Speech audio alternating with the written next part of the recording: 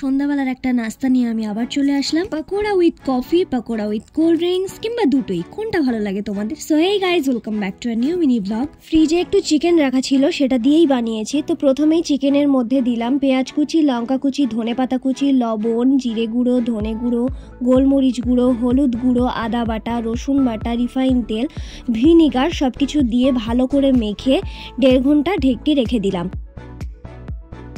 1.5 ঘন্টা মতো রেস্টে রাখার পর আবার তার মধ্যে দিয়ে দিলাম ডিম, বেসন, চালের গুঁড়ো, এই কয়েকটা জিনিস দিয়ে আবার 30 মিনিট মতো আমি ঢেকে রাখলাম। তো আমার সবকিছুই কমপ্লিট, ম্যারিনেট করাও কমপ্লিট। এবার শুধু ভাজতে হবে। তেলটাকে ভালো করে গরম করে নিতে হবে, নইলে নিচে লেগে যেতে পারে। আমি এদিকে বানাচ্ছিলাম গরম গরম পাকোড়া, আর বোন এদিকে বানিয়েছিল কফি। আর হ্যাঁ, সাথে কিন্তু কোল্ড ড্রিঙ্কসও ছিল। যার যেটা দিয়ে ভালো লাগবে সে সেটা দিয়েই খাবে। তো আমার গরম গরম পাকোড়া রেডি। তো আজকে এতটুকুই, দেখা হচ্ছে অন্য কোনো একটা ব্লগে।